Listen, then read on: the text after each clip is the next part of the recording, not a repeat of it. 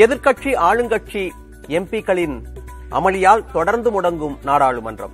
மக்களவை மாநிலங்களவை 3வது நாளாக ஒத்திவைப்பு.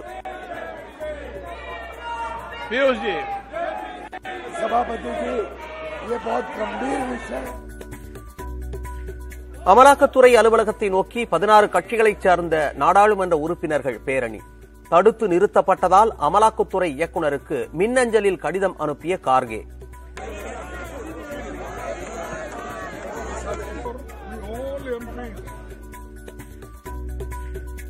இந்திய ஏவுகணை மற்றும் ரேடார்களை மேம்படுத்தும் ஒப்பந்தம் அதானி குழுமம் மற்றும் வெளிநாட்டு நிறுவனத்துக்கு அளிக்கப்பட்டதாக புகார். இந்திய பாதுகாப்பில் சமரசமா என ராகுல் காந்தி கேள்வி.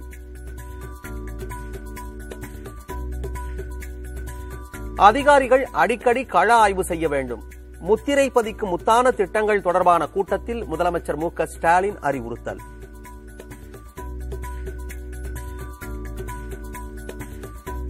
காவல் நிலையத்தில் மோதலில் ஈடுபட்ட கவுன்சிலர்கள் உட்பட 4 பேர் திமுகவில் இருந்து தற்காலிக நீக்கம். பொதுச் செயலாளர் துரைமுருகன் அறிவிப்பு.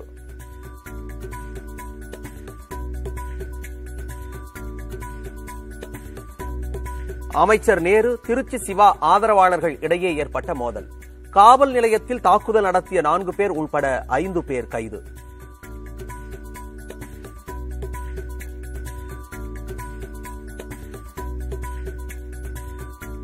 முதலமைச்சர் மு க ஸ்டாலின் என்ன பதில் சொல்ல போகிறார்?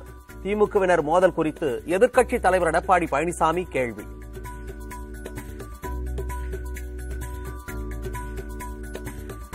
ஈரோடு காங்கிரஸ் சட்டமன்ற உறுப்பினர் EVKS இளங்கோவனுக்கு திடீர் நெஞ்சுவலி.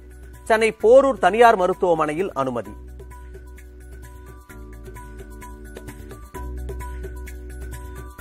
புதுச்சேரியில் 26ஆம் தேதி வரை பள்ளிகளுக்கு விடுமுறை. வைரஸ் காய்ச்சல் பரவுவதால் 1ஆம் வகுப்பு முதல் 8ஆம் வகுப்பு வரை விடுப்பு வழங்குவதாக அமைச்சர் நமச்சிவாயம் அறிவிப்பு.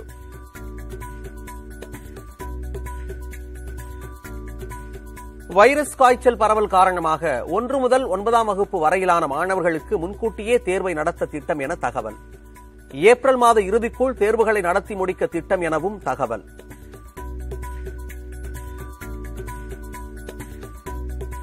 வைரஸ் காய்ச்சலால் பள்ளிகளுக்கு விடுமுறை அளிக்க வேண்டிய அவசியமில்லை. மருத்துவத்துறை அமைச்சர் மா சுப்பிரமணியன் பேட்டி. இல்ல, அந்த மாதிரியான அவசியம் இப்ப இங்க இல்லைங்க. இன்ஃபுளுன்சா காய்ச்சல் அதிகரித்து வரும் நிலையில் வழிகாட்டு நெறிமுறைகளை வெளியிட்டது தமிழக சுகாதாரத்துறை. மூச்சு விடுவதில் சிரமம் இருந்தால் மட்டும் RT-PCR பரிசோதனை செய்து கொள்ள வேண்டும் என அறிவுறுத்தல்.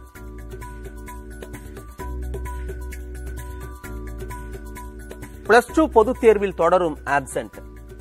ஆங்கில தேர்வையும் 50,000 பேர் எழுதவில்லை.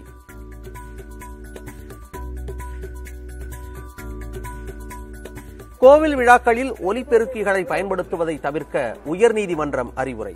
பொதுத் தேர்வுகளுக்கு மாணவர்கள் தயாராகி வருவதை கருத்தில் கொள்ள வேண்டும் என அறிவுறுத்தல்.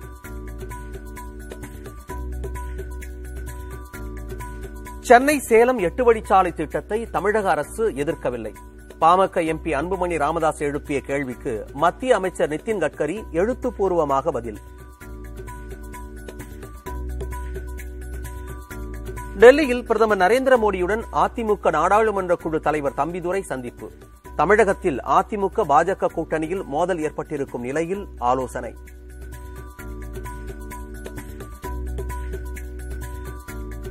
ராணிப்பேட்டை, திருவள்ளூர், நாகை, கடலூர், தேனி ஆகிய மாவட்டங்களில் லஞ்ச ஒழிப்புத்துறை சோதனை. 60 இடங்களில் நடந்த சோதனையில் சுமார் 34 லட்சம் ரூபாய் பறிமுதல்.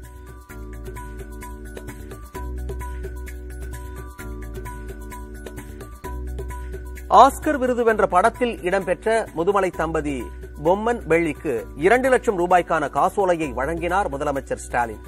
யானைகளை மின்சாரம் வைத்து கொள்பவர்களுக்கு கடும் தண்டனை விதிக்க வேண்டும் என இருவரும் கோரிக்கை.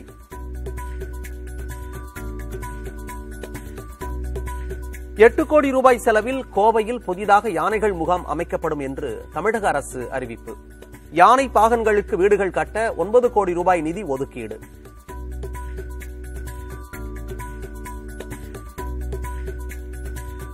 பெரு முதலாளிகளுக்கு சாதகமாக வங்கிகள் செயல்படுகின்றன. உயர்நீதிமன்ற மதுரை கிளை நீதிபதிகள் வேதனை.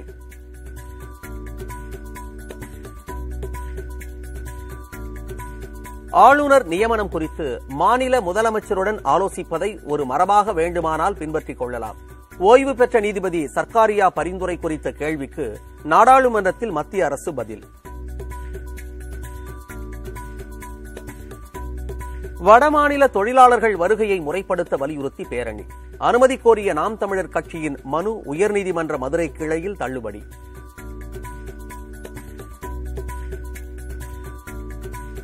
விதிகளை மீறி அண்டை மாநிலங்களுக்கு பால் விற்பனை செய்த கூட்டுறவு சங்கங்களுக்கு நோட்டீஸ்.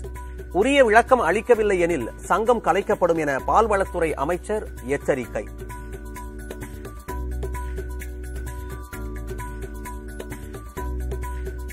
மதுரை மாநகராட்சியில் விநியோகம் செய்யப்படும் குடிநீரில் புழுக்கள். பொதுமக்களின் குற்றச்சாட்டை அடுத்து மாநகராட்சி அதிகாரிகள் ஆய்வு.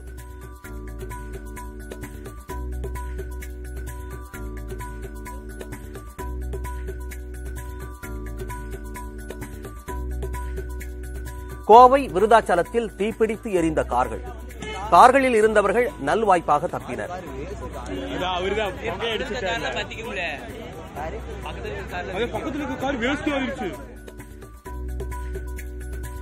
பட்டா கத்தியுடன் வீடியோ வெளியிட்ட இன்ஸ்டா தமன்னா கைது. கோவை அழைத்துச் சென்று தனிப்படை காவலர்கள் விசாரணை.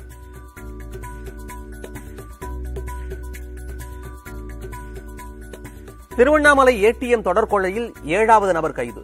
அசாமில் இருந்து அழைத்து வந்து விசாரணை நடத்த காவல்துறை நடவடிக்கை.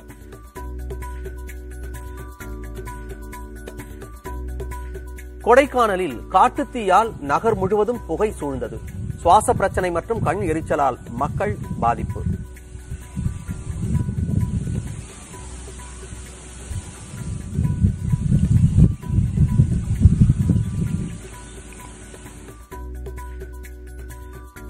தஞ்சையில் அரசு விழாவில் அசைவ விருந்து. சுட சுட ருசி பார்த்த பொதுமக்கள்.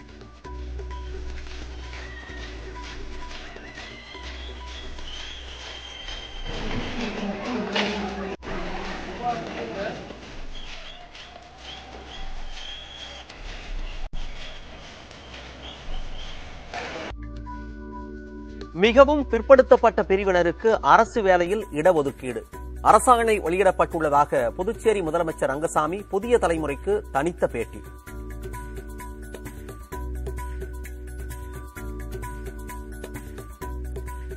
ஏழை மக்களுக்கு வீடுகள் கட்டித்தர வலியுறுத்தல். சத்தீஸ்கரில் ஆர்ப்பாட்டத்தில் ஈடுபட்ட பாஜகவினரை கலைத்த காவல்துறை.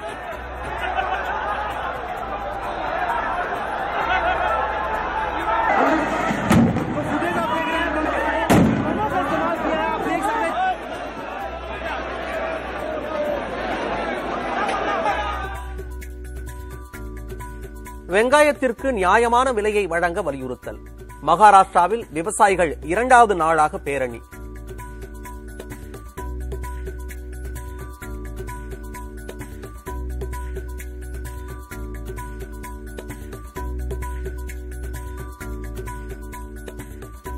வெப்ப அலை 2023 சமாளிக்க மருத்துவமனைகள் தயார் நிலையில் இருக்க வேண்டும். மாவட்ட சுகாதாரத்துறைக்கு தமிழக பொது சுகாதாரத்துறை அறிவுறுத்தல்.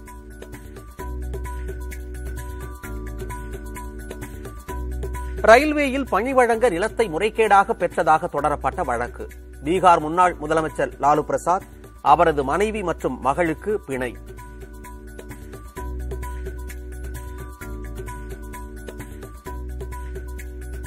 இலங்கையில் புதிய வரிகளுக்கு எதிர்ப்பு தெரிவித்து 40 தொழிற்சங்கங்கள் பணி புறக்கணிப்பு. கோரிக்கைகளை பரிசீலிக்க அதிபர் அளித்த உறுதியால் போராட்டம் வாபஸ்.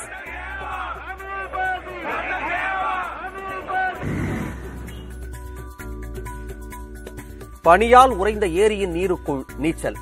செக் குடியரசைச் சேர்ந்த டேவிட் வென்கல் கின்னஸ் சாதனை.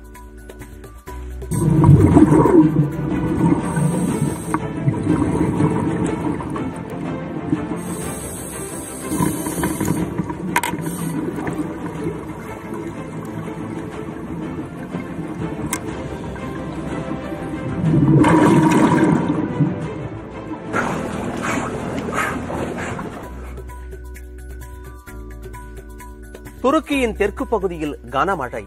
நிலநடுக்கத்தை தொடர்ந்து வெள்ளத்தால் பாதிக்கப்பட்ட மக்கள்.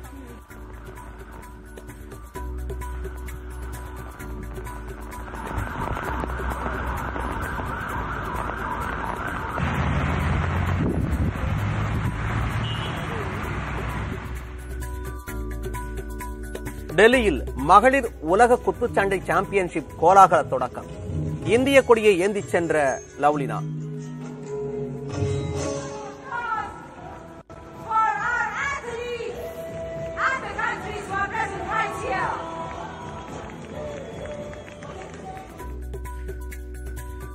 இந்தியா ஆஸ்திரேலியா இடையிலான இரண்டாவது ஒருநாள் போட்டிக்கு டிக்கெட் வாங்க குவிந்த ரசிகர்கள். கூட்டத்தை கட்டுப்படுத்த முடியாமல் திணறிய விசாகப்பட்டினம் காவல்துறை.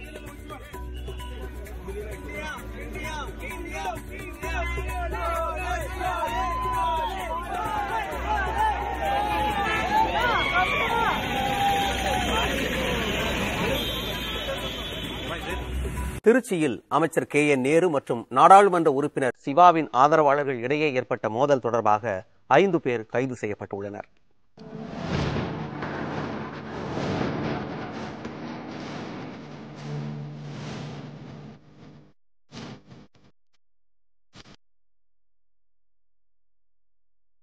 திமுக நாடாளுமன்ற உறுப்பினர் திருச்சி சிவாவின் இல்லத்துக்கு அருகே விளையாட்டு அரங்கத்தை திறந்து வைப்பதற்காக அமைச்சர் KN நேரு சென்றபோது சிவாவை அழைக்காமல் மைதானத்தை திறக்கக்கூடாது என அவரது ஆதரவாளர்கள் அமைச்சருக்கு எதிராக கருப்பு கொடி காட்டினர். அவர்களை காவல்துறையினர் கைது செய்தனர்.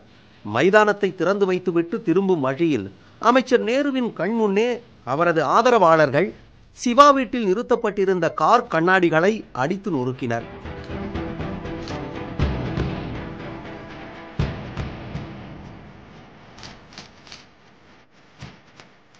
இரண்டு இருசக்கர வாகனங்கள், வீட்டுக்கு வெளியே இருந்த நாற்காலிகள், ஜன்னல் கண்ணாடிகளையும் அடித்து நொறுக்கினர்.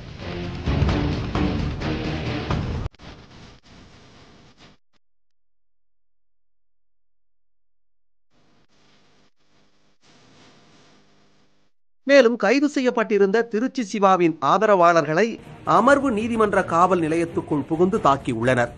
இதில் காவல் நிலைய நாற்காலிகள் சேதமடைந்தன. அப்போது காவல் நிலையத்தில் இருந்த பெண் தலைமை காவலர் தாக்குதலை தடுக்க முயன்றபோது அவரை கீழே தள்ளிவிட்டு சிவாவின் ஆதரவாளர்கள் மீது அமைச்சரின் ஆதரவாளர்கள் தாக்குதல் நடத்தியுள்ளனர்.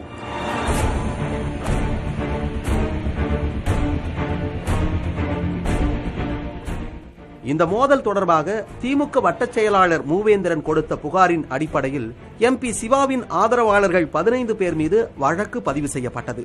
அதேபோல் சிவாவின் ஆதரவாளர் சூரியகுமார் கொடுத்த புகாரில் CCTV காட்சிகளின் அடிப்படையில் அமைச்சர் நேருவின் ஆதரவாளர்கள் மீது வழக்கு பதிவு செய்யப்பட்டுள்ளது. இந்நிலையில் நேரு ஆதரவாளரான திருப்பதி என்பவரை காவல்துறையினர் கைது செய்திருக்கிறார்கள். பெண் காவலரை பணி செய்ய விடாமல் தடுத்ததாக அவர் மீது வழக்கு பதிவு செய்யப்பட்டுள்ளது. இதற்கிடையே கட்சி கட்டுப்பாட்டை மீறி செயல்பட்டதாக மாவட்ட துணை செயலாளர் முத்துலிங்கம், மாவட்ட பொருளாளர் துரைராஜ், தலைமை செயற்குழு உறுப்பினர் காஜாமலை விஜய், வட்டச் செயலாளர் ராமதாஸ் ஆகியோர் கட்சியிலிருந்து தற்காலிகமாக நீக்கப்படுவதாக பொதுச் செயலாளர் துரைமுருகன் அறிவித்துள்ளார். தனியார் பெரு முதலாளிகளுக்கு சாதகமாக வங்கிகள் செயல்படுவதாக சென்னை உயர்நீதிமன்ற மதுரை கிளை வேதனை தெரிவித்திருக்கிறது. சென்னை உயர்நீதிமன்ற மதுரை கிளையில் வங்கிக் கடன், வீட்டுக் கடன், தொழில் கடன் குறித்த வழக்குகள் விசாரணைக்கு வந்தன. வாங்கிய கடனுக்காக வங்கிகள் அனுப்பிய நோட்டீஸ் மீது நடவடிக்கை எடுக்க தடை கோரி வாடிக்கையாளர்கள் தரப்பில் மனு தாக்கல் செய்யப்பட்டது. அதில் பெற்ற கடனுக்கான தொகையை செலுத்த கால அவகாசம் வழங்க வேண்டும் என்றும் குறிப்பிட்டிருந்தனர்.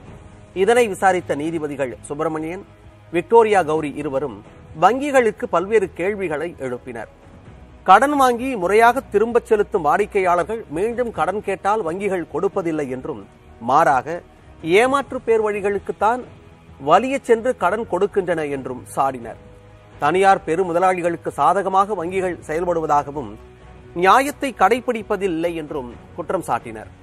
மேலும் 2 கோடி ரூபாய் கடனை அடைக்க வேண்டிய சூழலில் 20-30 லட்சம் ரூபாய் குறைத்து கட்டுவதாக வாடிக்கையாளர்கள் விண்ணப்பித்தால் அதை ஏற்க மறுக்கும் வங்கியின் மேலாளர்கள் ரிலையன்ஸ் போன்ற பெரும் நிறுவனங்கள் வாங்கிய கடனில் பாதி தொகையை கூட கட்ட முன்வந்தால் கூட அதை ஏற்றுக்கொண்டு சலுகை காண்பிக்கப்படுவதாக தெரிவித்தனர்.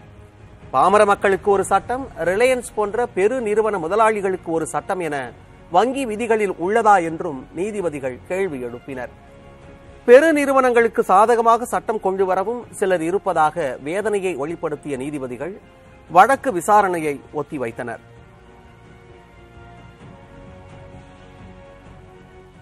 தொடர்வது செய்திச் சுருக்கம். காங்கிரஸ் மூத்த தலைவரும் ஈரோடு கிழக்கு தொகுதியின் சட்டமன்ற உறுப்பினரான EV.K. இளங்கோவனுக்கு திடீரென நெஞ்சுவலி ஏற்பட்டதால் மருத்துவமனையில் அனுமதிக்கப்பட்டுள்ளார். சென்னை போரூரில் உள்ள தனியார் மருத்துவமனையில் தீவிர சிகிச்சை பிரிவில் அவர் அனுமதிக்கப்பட்டிருப்பதாக தகவல்கள் வெளியாகியிருக்கின்றன. அவருக்கு இதயவியல் நிபுணர்கள் தொடர்ந்து சிகிச்சை அளித்து வருவதாக கூறப்படுகிறது.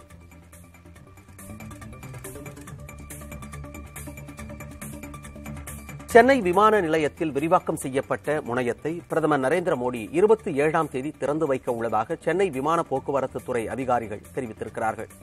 சென்னை விமான நிலையத்தில் மக்கள் பயன்பாட்டை கருத்தில் கொண்டு சர்வதேச தரத்துடன் T2 முனையம் விரிவாக்கம் செய்யப்பட்டது. இந்த புதிய முனையத்தின் கூரைப்பகுதி பரதநாட்டிய கலைஞரின் நடன அமைப்புகள் அடிப்படையில் வடிவமைக்கப்பட்டுள்ளது. அத்துடன் தமிழகத்தின் கலாச்சாரத்தை பிரதிபலிக்கும் ஓவியங்களும் இடம்பெற்றுள்ளன.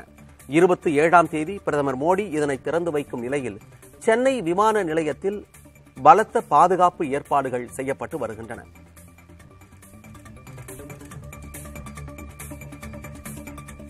மாநில ஆளுநர்கள் நியமனத்தில் மாநில முதலமைச்சர்களுடன் மத்திய அரசு கலந்தாலோசிப்பதை ஒரு மரபாக மட்டும் கடைபிடிக்கலாம் என்று மாநிலங்களவையில் தெரிவிக்கப்பட்டுள்ளது. கேரளாவைச் சேர்ந்த மார்க்சிஸ்ட் கம்யூனிஸ்ட் எம்பியான ஜான் பிரிட்டாஸ் ஆளுநர்கள் நியமனத்தில் சர்க்காரியா ஆணையத்தின் பரிந்துரை தொடர்பாக பல கேள்விகள் எழுப்பியிருந்தார். அதற்கு மத்திய உள்துறை இணையமைச்சர் நித்யானந்த் ராய் பதிலளித்தார். அதில் ஆளுநர்கள் நியமனத்தில் மாநில முதலமைச்சர்களுடன் கலந்தாலோசிப்பதை ஒரு மரபாக வேண்டுமானால் கடைபிடிக்கலாம் என்று தெரிவித்தார். இதனால் அரசியல் சாசனத்தின் 155வது பிரிவில் எந்த திருத்தமும் கொண்டுவர வேண்டிய அவசியம் இல்லை என்றும் அவர் தெரிவித்துள்ளார்.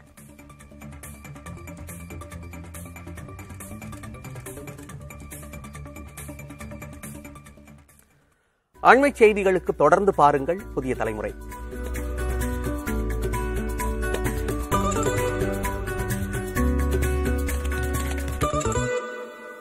உண்மை செய்திகளை உடனுக்குடன் அறிந்து கொள்ள நண்பர்களுடன் பகிர புதிய தலைமுறை யூடியூப் சேனலை சப்ஸ்கிரைப் செய்யுங்கள்.